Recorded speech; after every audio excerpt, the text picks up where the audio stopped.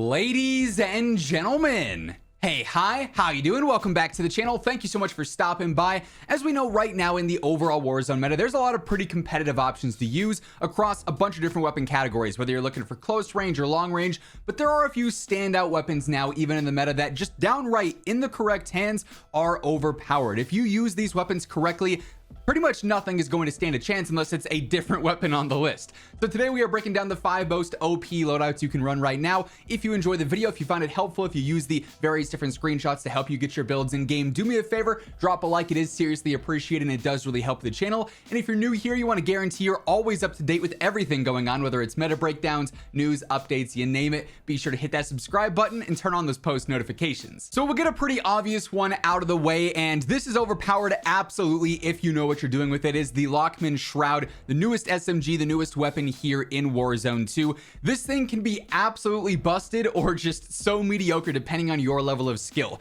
Really, if you can just spam this thing like crazy. In burst, it's pretty good, but in semi-auto, it's absolutely nuts. The problem is that you have to basically consistently spam that fire rate at its max RPM and be super accurate at the same time, which is not easy to do. So even the best of the best players may struggle with this, but if you can consistently do that, this thing is utterly nuts. This setup is gonna be built pretty similar to how you'd build a standard MP5. I've got the 7mm laser on here for that faster ADS and sprint to fire. The mobile stock for a bunch of better mobility now that this stock actually does as it's intended to. The TCG 10 rear grip is for better control, which will help out when you're spamming, but also I tuned for that inverse of better ADS and sprint to fire. The 40 round mag is totally sufficient in burst or semi-auto. If you wanted to jump up to 50, however, that's totally fine. It'll be a little bit slower, but that's not a huge deal breaker. Then I go for overpressured ammo, but that said, hollow point and frangible are also really good choices too. So you can pick your poison between those three. They're all going to be really solid. But yeah, this thing has the potential just to be absolutely disgusting. Another weapon that you may not even realize could be deemed overpowered is the HCR LMG, and this is mainly just because of how easy this is to use.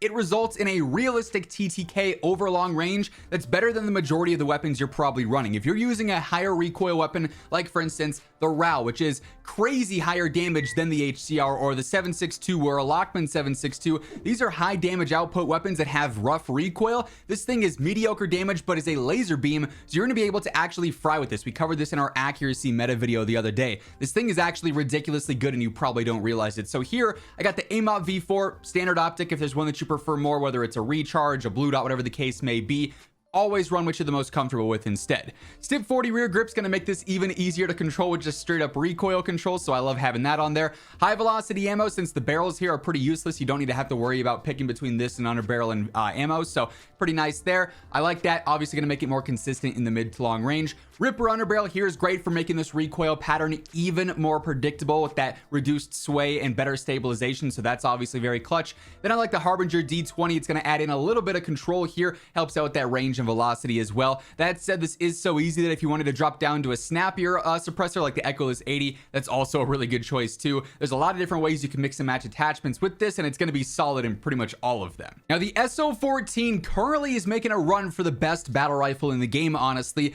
in semi-auto. Now this thing is still pretty solid in full auto, but it's just too annoying to control to make it realistically viable outside of, you know, the very precise mid-range here. So in semi-auto is really where this thing is going to thrive now, and it's actually got one of the better TTKs in class after various adjustments have been made to a bunch of the different battle rifles like the Squall and the TAC V, so on and so forth. This thing was meta for a little bit a few weeks back, you might remember, so if you got used to it then, it'll still be good now. You just have to work on that trigger finger obviously and staying accurate while spamming, but this thing's at a pretty fast fire rate, and if you can hit your shots, it is solid. So here, AMOP V4, yet again, no real surprises there. The 50 round drum is going to feel nice whether you're spamming, and even if you're toggling between semi-auto and full auto, it's going to work well there too.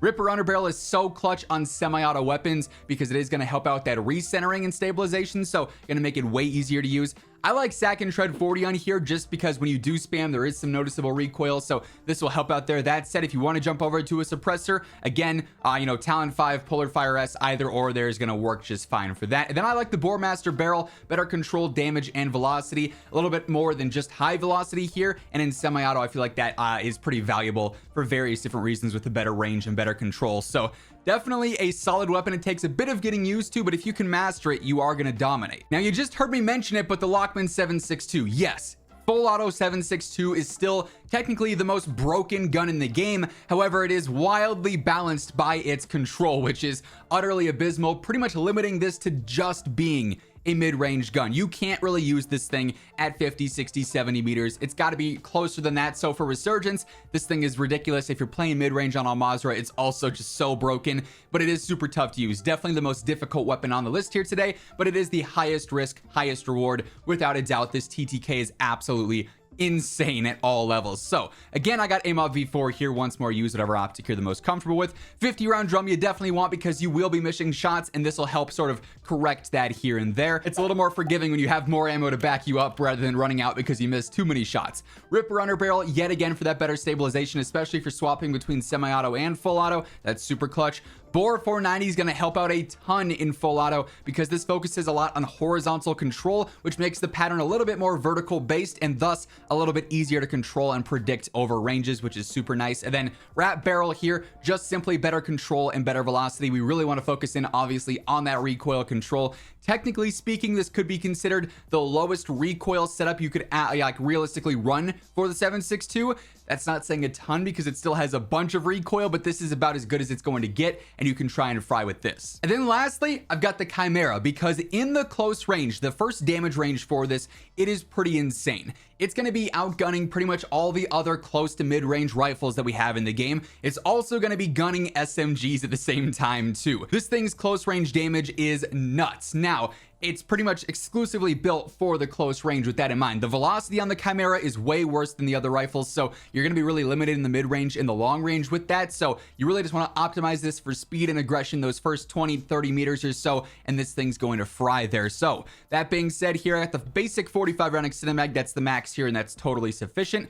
I got the Bruin Flash rear grip for that better ADS and sprint to fire, making this more similar to like an SMG with some mobility there. Same deal with the 7 milliwatt laser as well, just better ADS, better sprint to fire. I want this snappy, I want this aggressive. The Vorpal barrel will help out even more with a better overall movement speed and a better ADS speed. So once more, just playing into the aggression. Then I do go for a little bit of control, since obviously some of these attachments are going to hurt that. I like the Tango Wonder Barrel. You could also swap this out for maybe a compensator of some sort. If you want an optic, you could use that. If you wanted to go even more into mobility, you could use like an M13C factory stock or a Ravage 10 stock. There's some good options there too, but the Chimera up close is very, very spicy, and again, might be kind of slept on in all honesty. With that being said, those are 5 of the most broken and overpowered weapons here in the Warzone meta right now, and that's going to wrap things up. If you enjoyed the video or found it helpful, do me a favor, drop a like on it. And if you're new here, you want to guarantee you are always up to date with everything going on in COD between MW2, Warzone, and soon to be MW3 as well. Be sure to hit that subscribe button on your way out.